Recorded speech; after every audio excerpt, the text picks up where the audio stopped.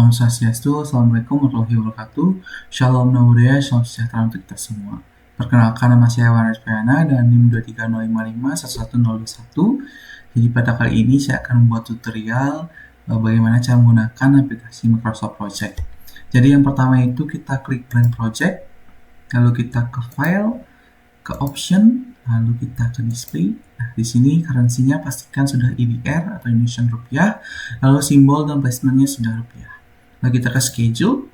Sini week start-nya saya akan mulai di hari Senin atau Monday, lalu default start time-nya saya akan mulai pada pukul 8 pagi dan selesai pada pukul 5 sore. Lalu di sini show assignment unit-nya saya akan menggunakan decimal. Lalu di sini duration is enter-nya saya menggunakan days dan work is enter-nya saya menggunakan hours. Sini klik OK saja. Nah, step pertama, di sini kita akan menentukan kapan kita akan mulai proyeknya. Untuk itu kita akan pergi ke project, lalu sini klik project information. Sini start date-nya kita breakdown, lalu akan muncul tanggalnya. Misalnya saya akan mulai proyek saya pada hari Senin di tanggal 12 Januari 2026. Nah, kita klik sini, lalu kita OK saja. Oke, maka akan muncul di sini garis putus-putusnya yang menandakan proyek kita mulai pada tanggal 12. Lalu kita akan pergi ke change working time. Nah, pada bagian exception ini kita dapat menentukan hari libur selama proyek kita berlangsung. Jadi misalnya di sini ada hari raya Isra Miraj, kita ketik saja Isra Miraj. Oke, Isra Miraj itu di tanggal Januari di tanggal 16. Oke, karena di libur Isra Miraj itu cuma 1 hari, jadi start dan finishnya tanggalnya sama, yaitu tanggal 16. Lalu di sini ada libur Imlek. Nah, di Imlek itu adalah tanggal 17 Februari 2026. Oke, kita cari 17 Februari. Karena libur juga 1 hari, jadi start dan finishnya tanggalnya sama. Lalu ada Nyepi. Nyepi itu di tanggal Maret, di tanggal 19. Karena harinya juga 1 hari liburnya, start dan finishnya tanggalnya sama. Lalu ada Idul Fitri. Fitri itu tanggalnya adalah 21 Maret sampai 22 Maret. Jadi di startnya 21 dan di finishnya 22. Oke, setelah itu kita akan pergi ke work weeks. Ini kita klik saja. Nah, di sini kita dapat menentukan hari apa saja kita akan bekerja. Di sini di default ini kita klik 2 kali. Maka akan muncul seperti ini. Lalu di sini select days ini kita select hari apa saja kita akan bekerja. Saya akan bekerja setiap hari saja. Saya select semua, lalu kita pilih set days to this specific working time. Oke, sini saya biarkan default saja, yaitu bekerja dari pukul 8 pagi sampai 12 siang, lalu istirahat 1 jam, lalu kita mulai lagi pada pukul 1 siang dan berakhir pada pukul 5 sore. Kita OK saja, lalu kita OK. Ini bisa kita minggirkan terlebih dahulu. Oke, maka akan muncul sini tanda abu-abu yang menyatakan bahwa hari libur kita. Oke, selanjutnya kita akan mengisi test name. Jadi di test name ini berisi uraian dari pekerjaan proyek kita. Oke, sini saya sudah menyiapkan rekapan dari uraian pekerjaan proyek itu. Sini kita copy saja. Oke, kita paste. Setelah itu kita bisa pergi ke Gantt, lalu kita bisa centang outline number ini untuk memunculkan number untuk memberi penomoran dari masing-masing pekerjaannya. Lalu bisa kita centang project summary test ini, lalu bisa kita berikan misalnya penamaan proyek gedung A. Oke, lalu kita bisa juga atur stylenya, misalnya Times New Roman.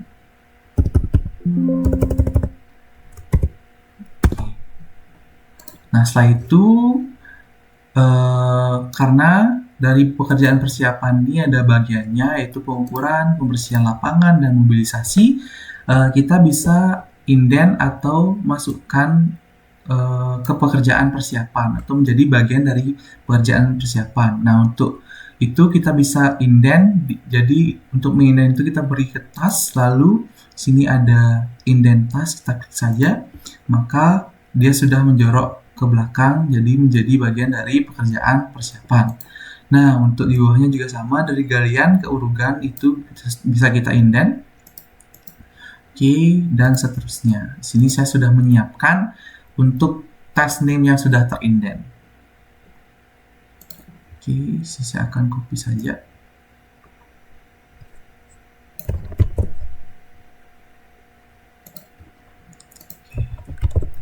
Oke, di sini sudah siap semua pekerjaan yang sudah terindent. Selanjutnya, kita akan membuat durasi atau duration. Sini sudah saya siapkan juga untuk mengisi durasi, kita bisa ketik biasa, misalnya sini pengukuran dan pemasangan bisa ketik 2 saja, misalnya 2 hari, bisa kita enter, maka akan langsung terisi 2 days. Gitu. Oke, sini kita copy saja.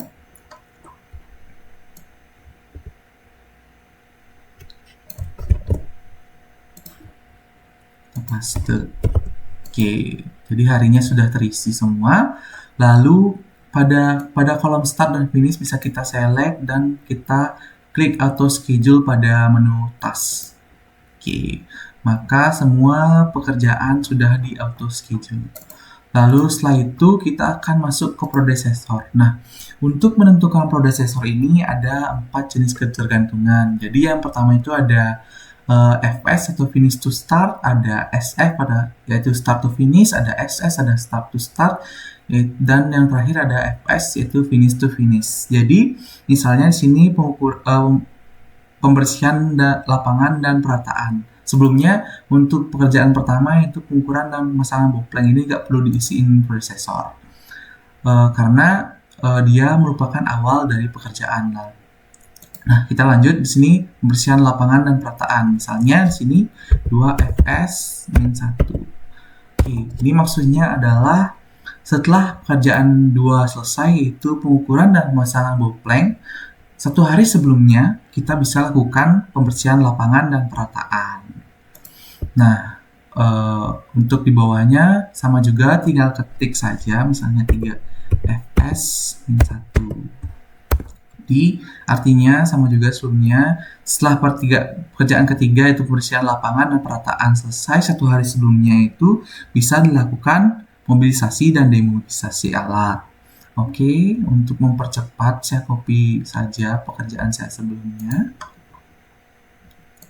Jadi sini sudah ada rekapannya, kita tinggal copy, kita bisa paste. Oke, setelah menentukan predecessor di sini, maka akan langsung ngelink ke durasinya. Maka akan langsung berisi durasi total pada durasinya. Oke, selanjutnya kita akan mengisi resource. Jadi untuk mengisi resource name ini sebelumnya kita akan pergi ke resource sheet pada bagian bawah ini. Oke, kita klik saja resource sheet, maka akan dimunculkan tabel-tabel seperti ini. Kita akan mengisi bagian resource name terlebih dahulu. Jadi kita bisa copy saja untuk resource name-nya.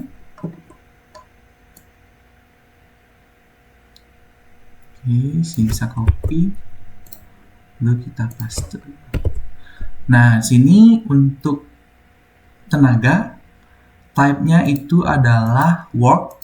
Untuk bahan-bahan, type-nya itu adalah material, dan untuk alat, mobilisasi, dan lain-lainnya itu type-nya adalah cost. Oke, di sini saya sudah menentukan juga, bisa saya copy.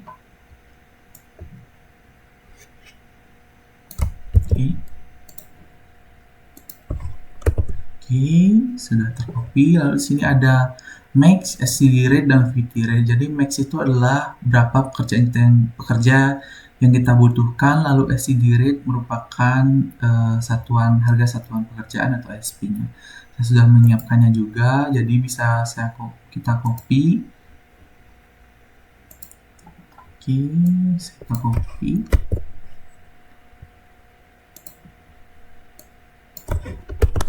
Oke. Setelah itu, setelah kita mengisi semua bagian ini, kita akan kembali lagi ke Gantt chart-nya. Oke, lalu sini baru kita bisa mengisi resource name-nya. Nah, untuk mengisi resource name-nya itu, misalnya ini pengukuran dan pemasangan boplank. Bisa kita klik 2 kali, maka akan muncul tabel task information seperti ini. Nah, kita klik pada bagian resources. Oke, maka akan muncul seperti ini. Lalu pada bagian resource name, kita isi resource apa saja yang kita butuhkan pada pengukuran dan pemasangan boplank. Oke, kita bisa lihat misalnya di sini di file RAP atau LAP analisa. Di sini untuk pekerjaan pengukuran dan pemasangan boplank itu dibutuhkan tenaganya yaitu pekerja tukang kayu mandor. Untuk bahannya itu kayu balok, paku, kayu papan. Nah, untuk menghitung jumlah tenaga atau unitnya itu ada rumusnya yaitu koefisien dikali dengan volume lalu dibagi dengan durasi. Untuk jumlah bahan itu adalah rumusnya yaitu koefisien dikali dengan volume. Oke, di sini sudah ada penyesuaiannya. Lalu di sini juga sudah ada profitnya. Oke, kita kembali lagi ke task information-nya, kita isi bagian resource name-nya. Yang tadi ada pekerja, lalu ada tukang kayu. Oke, lalu ada mandor, lalu ada kasur, ada paku, ada papan. Kasur, ada paku, papan, dan profit. Oke. Untuk unit yang dibutuhkan tadi pekerja ada 6 orang, tukang 6, mandor 1, lalu kasur ada 1,5, lalu paku 2,5 kg, dan papan 1. Oke, untuk profitnya tadi adalah 1.342.932 rupiah. Kita bisa klik OK saja. Maka resource-nya sudah masuk di sini. Untuk di bawahnya, pekerjaan-pekerjaan di bawahnya juga sama, resource apa saja yang dibutuhkan kita input di resource name-nya. Oke, untuk mempercepat saya copy saja pekerjaan saya sebelumnya. Oke, saya copy di sini.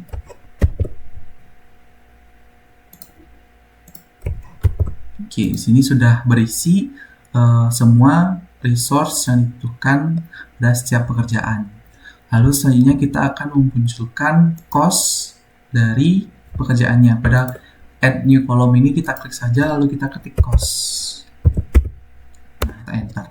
Maka akan muncul biaya dari setiap pekerjaannya dan totalnya berapa. Nah, selanjutnya saya akan membuat custom column. Di sini kita klik kanan aja di kolomnya lalu kita klik custom field. Nah, jadi di bagian teks ini saya akan custom misalnya satuan. Oke. Klik OK. Lalu misalnya tadi number, saya akan custom, kita rename misalnya volume. Oke, lalu misalnya di cost kita rename harga satuan. Lalu klik OK dan tambahkan lagi, kita rename di cost 2, kita tambahkan harga totalnya.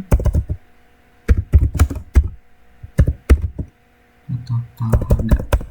Oke, kita OK saja. Nah, untuk harga ini ada rumus. Jadi rumus harga itu adalah volume dikali harga satuan. Untuk mengisi rumus kita klik pada bagian formula di custom attribute, kita klik, maka akan muncul seperti ini. Lalu kita insert di bagian field sini, kita breakdown, lalu kita cari di number, lalu custom number, maka akan muncul volume, kita klik saja, lalu dikali dengan harga satuan di cost. Klik cost, lalu klik custom cost, lalu klik harga satuan, lalu klik OK. Ini klik OK saja. Lalu karena ini penjumlahan, jadi pada bagian calculation for test and group summary rows, kita pilih roll up, dan pada maksimum kita pilih sum. Kita klik OK saja. Lalu kita munculkan di sini, tinggal ketik sama seperti sebelumnya, misalnya harga. Oke, maka akan muncul di mesin 0 karena volume dan harga satuan belum masuk. Oke, sini saya akan insert lebih dahulu. Misalnya sini saya masukkan volume dulu, volume, lalu insert lagi satuan, satuan, lalu insert lagi, masukkan harga satuan. Oke. Nah, di sini untuk volume satuan dan harga satuan saya copy saja rekapan saya, sini sudah ada. Ini sini tinggal copy. Oke, paste. Nah, sudah tercopy, maka akan muncul harga dari semua pekerjaannya. Sini sudah sama dari cost dan harganya, itu totalnya adalah 1.351.731.558,02 rupiah. Oke, selanjutnya kita akan memunculkan bobot dari setiap pekerjaannya. Sama juga kita akan mengcustom bobotnya. Di sini kita bisa klik kanan saja, lalu custom field. Lalu untuk mengcustom bobot itu kita di bagian number. Nah, number 2 ini kita rename saja. Lalu kita klik bobot. Oke, untuk bobot ada rumusnya. Kita klik formula lagi. Untuk rumus bobot itu adalah harga. Kita cari harga di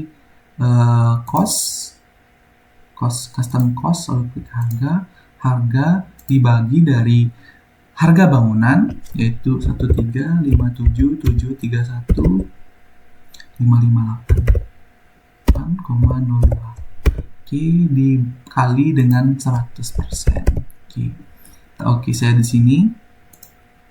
Oke, lalu di sini juga kita roll up dan pilih sum. Kita oke. Nah, kita insert saja bagian depan. Insert, lalu kita munculkan bobotnya. Oke, maka bobotnya sudah muncul. Setelah itu kita akan memunculkan juga jalur kritis atau critical path-nya. Nah, pada bagian slide yang di kanan ini, kita klik kanan, lalu kita klik show or hide bar style. Kita klik critical test. Nah, maka yang merah-merah ini merupakan jalur kritisnya. Lalu untuk memudahkan, kita juga bisa memunculkan pekerjaan mana saja yang menjadi jalur kritisnya. Kita bisa pergi ke Gantt chart, lalu ke textile, lalu kita pergi ke item C ini, kita ubah ke critical task. Lalu untuk color bisa kita sesuaikan sendiri, misalnya saya mau warna merah, saya klik OK. Nah, maka yang warna merah ini merupakan pekerjaan yang menjadi jalur kritisnya. Oke, setelah itu kita bisa pergi ke report, lalu ke cost dan ke cash flow. Di sini kita bisa munculkan cash flow-nya dan kurva S. Ini bisa kita singkirkan lebih dahulu. Bisa kita sesuaikan. Oke, selanjutnya di sini ada fit list. Di sini kita bisa klik edit, dan pada unit di sini saya akan mengganti ke weeks untuk memunculkan pekerjaannya setiap minggu. Saya klik OK saja. Oke, maka sudah muncul cash flow-nya setiap minggu dan kurva S-nya juga. Oke, mungkin sekian tutorial dari penggunaan aplikasi Microsoft Project dari saya. Bila ada salah kata, saya minta maaf, dan pada akhir kata saya mengucapkan terima kasih. Om Santi Santi Om. Assalamualaikum warahmatullahi wabarakatuh. Shalom Namo Buddhaya. Salam sejahtera untuk kita semua.